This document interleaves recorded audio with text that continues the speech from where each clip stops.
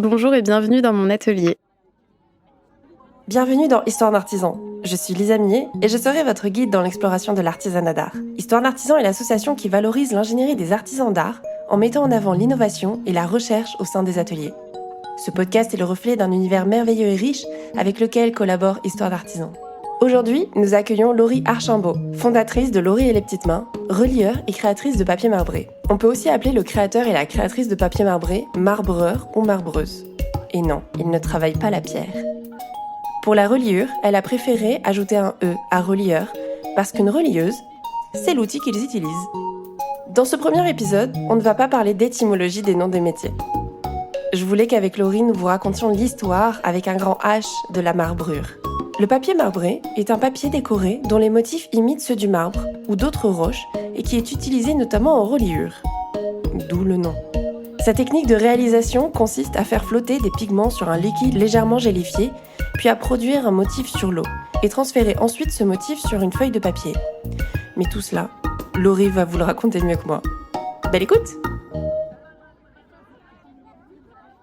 Donc Laurie, tu es relieur et créatrice de papier marbré. Relieur, on l'écrit avec un E parce que tu es une femme et qu'on y tient. Je te propose dans ce premier épisode de plus parler de l'histoire du papier marbré parce que pour moi, déjà, il y a beaucoup de choses à raconter. On en a un petit peu parlé avant et j'avais un peu des bases avant de venir ici. Et surtout pour moi, c'est un moyen de mieux apprécier cet art et de mieux apprécier les papiers qu'on peut voir. C'est pour ça que je te propose qu'on fasse un focus vraiment papier marbré dans ce premier épisode. Si je me trompe pas, cette histoire, elle a commencé en Asie. Oui, tout à fait. Ça a commencé en Asie au 8e siècle. Donc effectivement, on parle de papier sumi-nagashi. Donc sumi qui signifie encre, nagashi qui signifie de l'encre qui flotte en mouvement. Et donc c'est une technique qu'on va situer plutôt au Japon et qui va se développer donc dans toute l'Asie et qui va arriver en Perse et en Empire ottoman dès le 15e siècle. Donc c'est suivant la route de la soie qu'on va avoir des échanges techniques, de matériaux, des papiers rapportés et qu'on va nous en fait plutôt utiliser la couleur. Donc le minéral broyé qu'on va différencier plutôt du végétal, par exemple l'indigo qui est de base végétale qu'on utilise en Asie. On va aussi l'utiliser dans les papiers ottomans, mais on va aussi se tourner davantage vers le minéral pour fabriquer nos couleurs. Il y a quel type de minéraux qui sont utilisés ? Alors il y en a plein. Déjà il y a toutes les terres naturelles. Si on s'écarte un peu de l'Empire ottoman et qu'on regarde en France, il y a des terres en Bourgogne, en Roussillon. Il faut s'imaginer que sur chaque territoire on a des terres naturelles, on a aussi des gisements en pierre semi-précieuses qui permettent de faire du bijou. Donc forcément, les pierres qui servent en bijou sont un peu trop dures. Donc ce qui va intéresser le marbreur, c'est plutôt une terre tendre, friable. Même si on a certaines pierres qui sont dures, on peut quand même les transformer en couleur, en pigment liquide, mais le processus est beaucoup plus long. Donc effectivement, il y a toute une tradition d'ailleurs autour de ça, savoir quelle pierre on peut choisir et en fonction de sa densité, quelle couleur on va obtenir à la fin. Et il y a vraiment des étapes de broyage de la pierre qui sont assez complexes et assez longues. Et pour préparer une couleur, même si elle est déjà réduite sous forme de petits grains en pigment. Par exemple, si on achète une terre en Roussillon, en fait, elle va être prête seulement au bout de 3 semaines. Le liant qu'on utilise dans les recettes ottomanes, qui est le fiel de bœuf, c'est un acide naturel. Et cet acide naturel, il va aider au broyage de la couleur et créer son unité, puisqu'elle porte le nom de liant, donc elle crée l'unité de la couleur, qui ne sera donc pas mélangeable aux autres. C'est ce qui permet de créer ces jeux de matière et ces superpositions de taches qui permettent ensuite de créer les motifs. Et donc ce liant, comme c'est un acide, il lui faut 3 semaines pour agir sur la couleur et que cette couleur puisse à la fois flotter et être imprimée sur le papier ou sur le support, puisqu'il n'y a pas que le papier en soi, on peut imprimer sur de la soie, sur du cuir, du parchemin, tout matériau poreux, mais bien évidemment, les 3/4 du temps, c'est plutôt sur du papier. Quel que soit le minéral, ça prend 3 semaines. Oui, environ 3 semaines au minimum. Et donc pour les pierres plus dures, quand je parlais tout à l'heure des gisements semi-précieux, effectivement là il faut beaucoup plus de temps parce que déjà il faut réduire son caillou en une terre, en quelque chose de très fin, le plus fin possible. Donc on passe par des étapes avec des petits marteaux. On peut broyer avec le pavé de marbre traditionnel sur une plaque de marbre. Et puis ensuite on vient, si le pigment il est miscible à l'eau, faire son mélange sur pierre pour créer la pâte pigmentaire à base d'eau. Et si le pigment il est pas miscible à l'eau, eh bien on va d'abord mettre le fiel de bœuf, ce qui permettra ensuite de rajouter l'eau. Et puis après, dans les compositions, c'est une vraie petite recette, c'est un peu de la cuisine. On a le miel qui est un conservateur naturel, on va rajouter un élément qui permet de bien fixer les couleurs sur le support qui est la gomme arabique. Et puis on peut jouer sur l'intensité de la couleur en fonction de la quantité de pigment. Et le fiel de bœuf, lui, au contraire, va plutôt avoir le pouvoir d'éclaircir la couleur. Et c'est pour ça qu'on attend 3 semaines. 3 semaines, c'est le temps pour le fiel de s'évaporer et de rester en quantité suffisante pour que le pigment flotte, mais ne soit pas non plus trop clair. Et donc la dilution se fait avec de l'eau, et voilà. Et est-ce que ça fait partie du métier de marbreur de faire ces pigments ou est-ce que vous les achetez ? Alors normalement, culturellement, quand on est marbreur, on fabrique non seulement ses pigments, mais on fabrique aussi ses pinceaux. Il y a des pinceaux traditionnels avec des branches de rosier et du crin de cheval. Normalement, c'est une technique qui se transmet de maître à élève dans la marbrure. Donc c'est quelque chose que j'ai appris à faire, et la fabrication des pigments aussi. Donc on est au XVe siècle. Ça a mis 7 siècles à passer de l'Asie à l'Empire ottoman. J'imagine que c'est toujours très long à cette époque-là, puisqu'il n'y a pas Internet. Voilà. Et donc, au XVe siècle, ça arrive en Perse. Qu'est-ce qu'on attend de ce matériau ? Qu'est-ce qu'on en fait ? On en fait la même chose qu'en Asie ? Alors, à l'origine, en Asie, c'est un support pour la calligraphie, la poésie, la correspondance. C'est vrai que quand ça va arriver en Empire ottoman, on est plutôt sur... L'objet peut avoir une fonction, il est tout autant décoratif qu'en Asie, et sa fonction, là, pour le coup, c'est tout ce qui est documents officiels non reproductibles. Donc c'est assez intéressant de voir qu'il y a des commandes de papier qui sont réalisées à l'époque pour ces documents. Et puis, c'est aussi, donc, l'écriture, c'est quelque chose qui devient populaire. En tout cas, même si tout le monde ne sait pas écrire, il y a des manuscrits qui circulent, et ces manuscrits, il faut bien les habiller, les protéger, et donc déjà dans les pages de garde qui gardent les manuscrits, donc qui les protègent, on a l'utilisation de papier marbré. La page de garde, c'est à l'intérieur de la couverture. Oui, en fait, quand on ouvre la partie rigide du livre, qui est la couverture, les premières pages sur lesquelles on arrive, c'est ces pages de garde qui sont à la fois décoratives et qui portent bien leur nom, puisqu'elles gardent l'ouvrage et le protègent. Donc là, on n'est pas encore arrivé en Europe. On est toujours dans l'Empire ottoman. Ça arrive quand à peu près en Europe ? En Europe, ça va arriver plutôt à partir du XVIIe siècle. Donc du coup, il va vraiment falloir attendre que les métiers de l'imprimerie se développent. Les feuilles peuvent circuler, Il y a des voyages, il y a des expéditions qui sont organisées, il y a des chercheurs, il y a des hommes et des femmes qui mènent des expéditions et qui vont ramener des papiers. Donc les papiers circulent, mais le fait que vraiment ça se développe, ça va plutôt être lié au métier du livre et de l'imprimerie. Donc il faudra vraiment attendre que ces métiers-là se développent en eux-mêmes pour qu'ensuite le papier occupe une place importante, à savoir, comme on le disait dans les manuscrits tout à l'heure écrits à la main, et bien dans les livres imprimés, ils vont aussi se trouver en page de garde. Je pense que chaque culture a eu sa façon de créer son style. Donc il y a des peignes italiens, des peignes anglais. Donc les peignes sont des outils inspirés des outils turcs, les mandrins qui ressemblent à des petits stylos métalliques avec un manche en bois. Donc au lieu de dessiner à l'unité les motifs, comme les livres sortent de presse et sont imprimés à un débit plus important qu'on ne l'avait connu auparavant, le principe du peigne, c'est que ça va permettre de créer un motif en tirant le peigne vers soi en un seul passage. Et donc ça garantit à la fois une régularité, un motif assez petit qui va venir à l'échelle de proportion du livre tel qu'on l'attend, et ça permet de sortir plus de feuilles, d'être un petit peu plus rentable, entre guillemets, en termes de production de papier à l'époque. Ce que tu racontes, c'est qu'on est quand même toujours dans le rapport au livre, et uniquement au livre. Ouais, c'est vrai. Donc ça a du sens que tu aies les deux métiers, en fait, finalement. Oui, c'est vrai. Les deux sont liés. C'est vrai qu'on l'a pas expliqué en commençant cet épisode, mais là, on parle de papier comme nous, on le connaît aujourd'hui, qui est quand même un matériau ultra commun. Mais en fait, à l'époque, ça ne l'était pas du tout. Et en revanche, ce que tu me racontais, c'est que nous, en Europe, on avait le parchemin. Ouais. Et donc, ce rapport au papier, justement, est né en Asie, c'est ça ? Oui, complètement. Donc en fait, c'est vrai que la première trace des papiers inventés vont se trouver en Asie. Après, on a quelque chose de plat qui ressemble au papier. Enfin, c'est un support à plat qui est le papyrus aussi. Donc nous, on est sur du parchemin. En Asie, donc on a des papiers fabriqués avec ce qu'ils ont sur place, donc des végétaux, des fibres de mûrier et autres possibilités qu'ils ont pu mettre en place. Et il faut vraiment attendre que, en même temps que les recettes de la marbrure évoluent en suivant la route de la soie, c'est aussi ces papiers qui vont nous mettre la puce à l'oreille et Donc à la fois les papiers venant d'Asie et aussi la fabrication du papier venant du monde arabe. Et donc nous, ça va nous influencer et c'est aussi plus rentable, plus léger, un matériau plus facile à transporter, à relier, à coudre. Ça va vraiment révolutionner le livre d'avoir ce support papier. Et c'est pour ça qu'on va s'y intéresser très fortement à partir du moment où on se rend compte que c'est possible de travailler ce matériau. Parce que le parchemin, c'est quoi comme matériau ? On est en fait sur un matériau animal. C'est comme le cuir. Sauf que c'est une autre façon de tanner et c'est pas les mêmes produits qui sont utilisés. Donc oui, en effet, beaucoup plus lourd et... Avec plus de travail aussi finalement sur le matériau. Une production plus lourde aussi. Ouais, plus long. Et donc, tu me racontais qu'il y avait une petite anecdote sur des prisonniers japonais ? Alors là, c'est plutôt l'Empire chinois qui a une forte influence, effectivement. Il y a des prisonniers d'origine chinoise qui vont livrer au monde islamique le secret de la fabrication du papier en 751. Donc voilà, petite anecdote. Petite anecdote.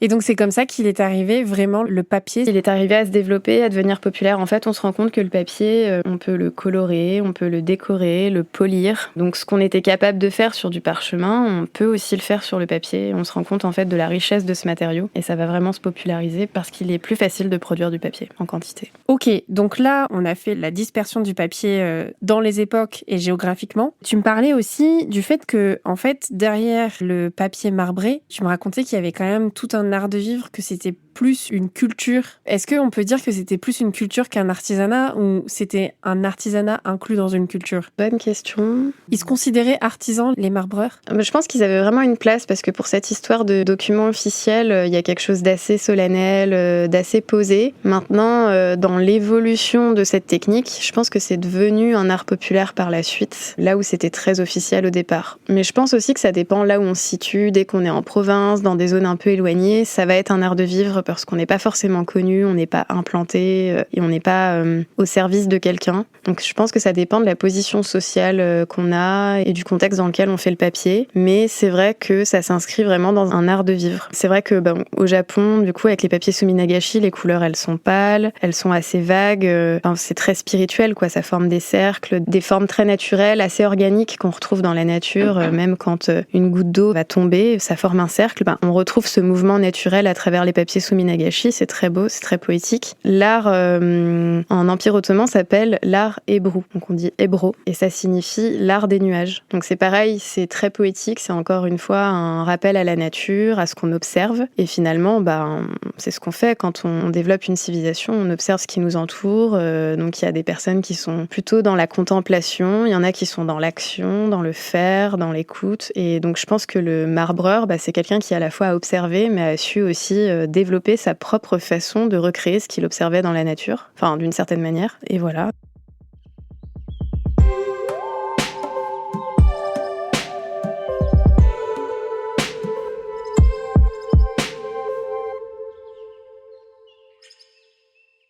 Quand tu m'as parlé d'art de vivre, tu m'as quand même parlé de culture, tu m'as dit qu'ils étaient impliqués dans des spectacles, qu'il y avait tout un univers autour. Il y a quelque chose d'assez festif dans le sens où toutes ces couleurs qu'on retrouve en Empire ottoman, ça va vraiment se démarquer, que ça rappelle aussi toute la richesse textile qu'on avait à l'époque avec de grands motifs. En fait, les motifs qu'on retrouve sur papier sont clairement liés aussi à ce qu'on peut retrouver dans les métiers du textile, donc à savoir des grandes fleurs assez stylisées. On a quelque chose d'assez moderne, étonnamment, dans les papiers les plus anciens, parce qu'il y a des couleurs bien délimitées, avec des couleurs franches, des couleurs naturelles mais franches. Du coup, c'est un peu une fête.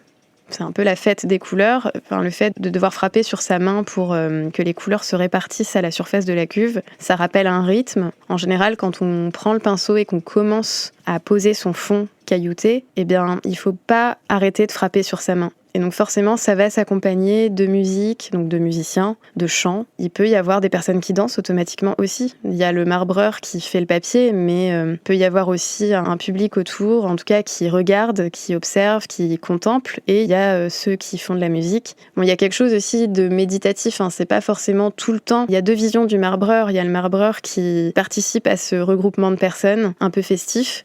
Et il y a aussi un peu le marbreur qui fait son œuvre en solitaire de manière un peu méditative. Le marbreur de tous les jours, il n'a pas nécessairement de la musique. Voilà, il peut faire ses papiers et avoir son rythme intérieur en frappant sur sa main sans avoir besoin de cette musique et de ces grandes fêtes. Donc je pense qu'il y a deux façons de faire de la marbrure finalement. Oui, surtout que ce que tu expliquais, c'est que ça a évolué dans le temps, mais initialement, il y avait quand même des artisans qui marbreurs pour des documents officiels. Et tu me racontais que ces artisans marbreurs qui produisaient les documents officiels étaient mandatés. J'imagine qu'il n'y en avait pas 400, il y en avait que quelques-uns. Et j'imagine que du coup, la cérémonie, entre guillemets, n'était pas du tout la même quand c'était avec les artisans mandatés et quand c'était avec plus informel, un peu comme ça peut se passer, je sais pas, lors d'événements, il y a quelque chose à fêter dans un village ou autre. Voilà, si on sait qu'il y a quelqu'un qui pratique cet art, cette technique, c'est vraiment une façon de créer le regroupement autour de quelque chose de festif, de convivial. En tout cas, c'est vrai que la cuve, c'est un endroit sur lequel on veut se pencher, on veut voir. Bon, après, là, on peut rentrer dans un rapport à la philosophie et tout ça, mais l'eau, les couleurs, c'est très beau, quoi. Il y a quelque chose de l'ordre de la contemplation, et en même temps, c'est joyeux. Donc c'est un bel adage pour se retrouver. Et donc culturellement, oui, c'est pour ça que ça va devenir un art populaire. C'est qu'il y a quelque chose autour de ça qui fonctionne bien. Et pour le coup, le monde occidental, quand ça va être repris, c'est plus... il y a une très grande qualité dans les papiers. Ils vont essayer de retrouver ces couleurs et cette richesse, mais ce sera peut-être un peu moins le cas dans nos ateliers en Occident. C'est plutôt de par les recettes qu'on va se différencier et qu'il va y avoir quelque chose de culturel dans la marbrure. C'est à travers les compositions et la façon dont on va se réapproprier cet art. Voilà, ce qui n'empêche pas de se mettre un petit fond musical, qu'on fasse de la marbrure à l'italienne. Ou... Dans tous les cas, ça peut s'accompagner de musique, mais ce geste au pinceau est bien particulier. Cette façon de déposer la couleur, il est vraiment propre à cette culture-là. Alors que voilà, on peut se retrouver à déposer des couleurs avec une pipette aujourd'hui en France, en Allemagne, en Italie. On n'a pas forcément ce pinceau. Ce pinceau est unique.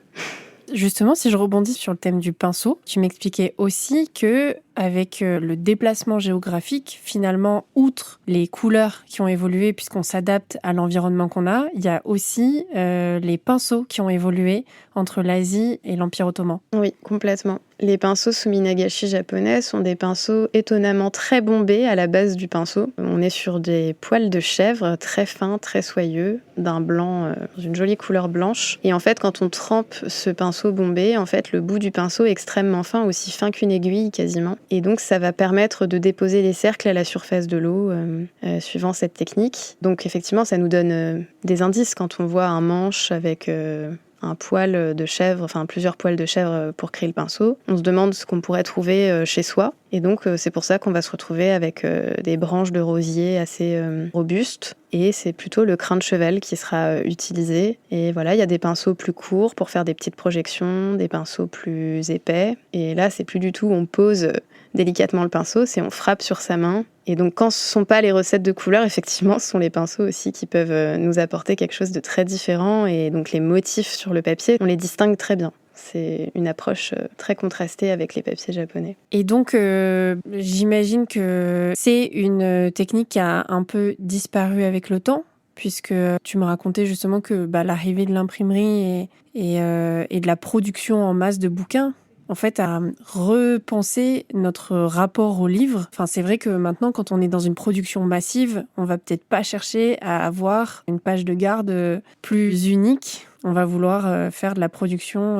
industrielle. Oui. Tout à fait. Oui, l'ère industrielle, ça va dépasser encore plus l'histoire de l'imprimerie. Bon, l'imprimerie, du coup, ça nous amène à modifier nos outils, à travailler différemment la marbrure. Mais ça restait des papiers originaux, des tirages uniques. Même si on en faisait des séries, le peigne nous permettait de faire des feuilles qui se ressemblaient. Donc on avait des séries de papiers dont on avait l'impression, à quelques détails près, qu'elles étaient identiques. Et là où l'industrie va essayer d'apporter sa petite touche en essayant de faire évoluer ce domaine, mais ce qui ne va pas fonctionner pour autant, c'est qu'on va partir d'un papier existant, on va le numériser et on va vouloir en produire des quantités. Sauf que quitte à faire appel à des techniques numériques, ça va pas être intéressant de partir d'un objet existant. Et c'est pour ça que le métier du graphisme va se développer et qu'on va avoir une toute autre offre, une toute autre proposition de page de garde. C'est qu'on va plutôt se pencher sur, la mise en page, créer des fonds, dégradés. Vraiment, les papiers marbrés vont plus tellement être attractifs parce que justement, c'est imprimé et qu'il manque ce petit cachet original au papier. Et même s'il va y avoir des brevets avec des systèmes de bras mécanisés, avec des encres qui se projettent, même s'il y a plein d'alternatives que vont trouver ces industriels, ça va pas tellement trouver son public. Et vraiment, ça va être plutôt un illustrateur ou un graphiste va créer un motif motifs. Les pages de garde qu'on voit aujourd'hui, soit c'est un papier uni, voilà, on choisit une couleur, hop, ça fait une page de garde, ou alors il y a un motif qui est créé de toutes pièces et ça met en avant le travail d'un illustrateur. Aujourd'hui, si on utilise un papier marbré, c'est vraiment plutôt en tant qu'original. On est revenu à ça, même si c'est vrai qu'il y a des éditeurs, et pour des séries limitées ou du livre d'artiste, on peut me demander un original qu'on va numériser, mais il y aura de toute façon la petite patte du graphiste. En général, sur la page de garde, il y a toujours un petit truc en plus que le papier uniquement. Donc voilà, le papier marbré a sa place aujourd'hui encore, à la fois dans les reliures traditionnelles, les reliures de création, quand ce sont des originaux, mais on peut aussi les retrouver numérisés, même pour du packaging. Il y a des demandes complètement, j'ai envie de dire, auxquelles je m'attendais pas dans ce secteur-là et qui sont assez surprenantes et qui appartiennent au monde de l'industrie. Comme quoi, voilà, l'artisanat et l'industrie ne sont pas incompatibles, mais la technique en elle-même ne peut être industrialisée malheureusement. Ça n'a pas forcément la même portée. Je pense que les industriels, à la limite, ce qu'ils ont fait et ce qu'on voit un petit peu, c'est les objets que vous plongez dans des cuves en volume. Une carrosserie, un casque de moto, un instrument de musique. Mais dans ce cas-là, c'est différent. C'est pas le pigment qu'on fabrique à la main, c'est plutôt des polymères, des pigments souples qui vont épouser la forme de l'objet. Parfois, ça nécessite une cuisson, un temps de séchage. Bref, c'est une toute autre démarche. C'est vrai que moi, le principe de ma cuve, c'est que mon support est plat. Que ce soit du papier, du parchemin, du cuir, je travaille à plat. Tu travailles sur du cuir et du parchemin? Oui, ça m'arrive. On verra ça dans l'épisode 2. J'ai hâte d'en savoir plus. Moi, je trouve ça passionnant en vrai. Je voulais quand même qu'on revienne sur quelque chose. Toi et moi, on connaît une personne absolument incroyable qui s'appelle Baris Beykoul, qui malheureusement nous a quittés, mais qui, je pense, enfin en tout cas pour moi, cet épisode, il a un peu un sens d'hommage, puisque j'ai jamais pu avoir l'occasion d'enregistrer Baris, donc j'archive ses connaissances à travers toi. Et donc Baris, sans rentrer dans les détails, mais toi tu vas le faire, m'avait expliqué que chaque motif du papier marbré, donc lui il est turc, chaque motif a un nom et également, si je me trompe pas, une signification.